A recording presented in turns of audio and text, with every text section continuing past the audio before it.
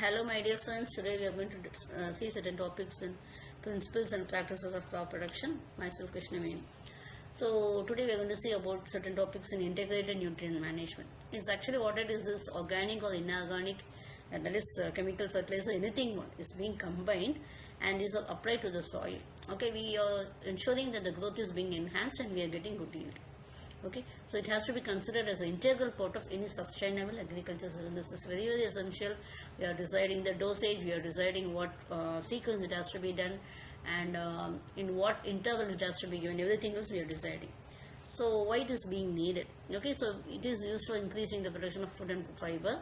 The soils which receiving plant nutrients only through chemical fertilizers will be reducing their productivity. Okay, so we'll have to go on for organic methods also. So declining productivity can be attributed to the appearance of deficiencies, etc. The physical condition of the soil is deteriorated as a result of the long-term use of chemical fertilizers. Okay, you can have excess nitrogen use leads to the groundwater and the environmental pollution, apart from destroying the ozone layer through nitrogen oxide production. So that will have to be considered in the case of your integrated nutrient management. Okay, what are the advantages of integrated nutrient management? It has enhanced availability of applied as well as native soil nutrient. Okay, so actually what we are doing is we will be checking what are the resources available and how we can do it. It will be a balanced nutrition, not just closing your hand, closing your eyes and supplying nutrients. We'll have to see whether it is a balanced one. Okay, one mineral shouldn't be overly applied, and other there should be no deficiencies, etc. So we'll have to minimize the deterioration of soil, waters, etc. So there should be no nutrient loss to the reducing the nutrient loss to the ground surface water bodies.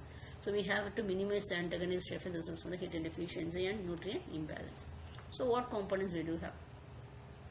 Number one is fertilizers, second one is manures, compost, green manures, crop residues, and biofertilizers, etc.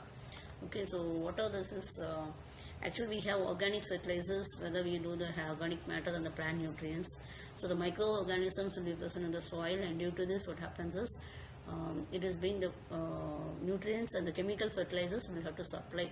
So that is what is called as your nutrient management. Okay, the fertilizer, it can be a natural or synthetic origin supplied to the soil, etc. So the straight fertilizers, the complex fertilizers, and also the mixed fertilizers. Okay, yeah. The straight fertilizers, in the sense, actually they will be supplied only one primary plant nutrient will be supplied. It can be a nitrogen, a phosphorus, or potassium, anything else, etc. Complex fertilizers, in the sense, when two or more three primary plant nutrients are being supplied, we call it as a complex fertilizers. It can be produced in granular form, etc. Diammonium phosphate, like this. Mixed means actually it can have two or three primary plant nutrients. So it can be thoroughly mixing the ingredients either mechanically or manually. We can also divide the fertilizers based on the physical form of solid fertilizers and also liquid fertilizers. So solid fertilizers, in the sense, it can be in the form of powder, which is single superphosphate crystals. Okay, it can be pills or granules and super granules, etc. Okay, like diammonium phosphate or superphosphate, like this you can have. And manures, what it is actually, manures means it is an organic manure that will be resulting from the controlled biological decomposition of organic matter. It can be bulky or it can be concentrated. What are the major sources? It can be the cattle shed waste, human habitation wastes, it can be poultry litter, it can be slaughterhouse wastes or byproducts of agro industries.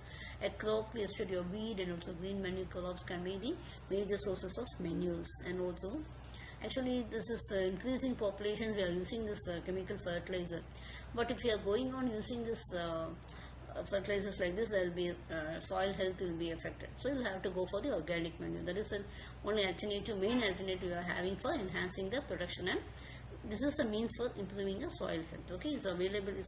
It is a measure. It is an important source for sustainable agriculture. Okay.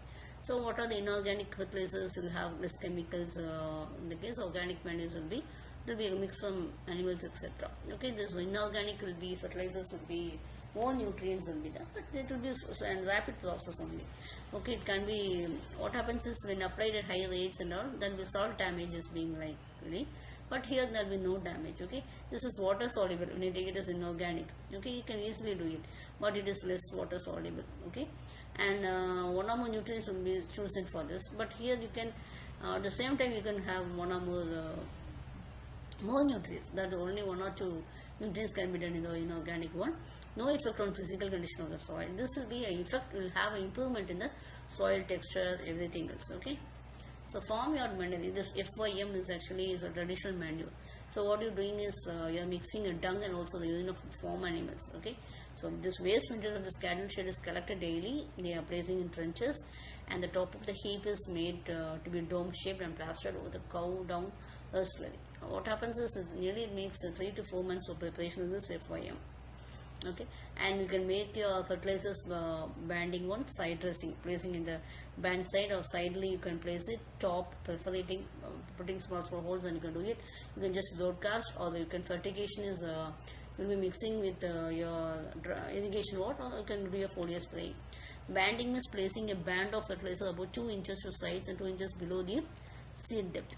You can see the diagram. Okay, so don't place below the seeds because fertilizer will burn the roots. You'll have to see that. Okay. Side dressing means placing a band of fertilizer near the soil surface, okay, and to the sides after seedlings emerge from the soil. Top dressing is uniformly to be placed onto the top 1 or 2 inches of the growing media around the plant. Okay, perforating means in the holes will be placing. Okay, so cover the holes and the fertilizer will be slowly released. Broadcasting, as we do in the seed, we are spreading the fertilizer to cover the entire production area. Fertigation, as I said already, the water soluble fertilizers are being meant into the irrigation systems, etc. Foliar spraying is like iron and calcium and all. You can spray it, okay. So this is to reverse the nutrient deficiencies, etc. Okay. Its concentration can't be too high. It may, because it may lead to leaf burn. Thank you.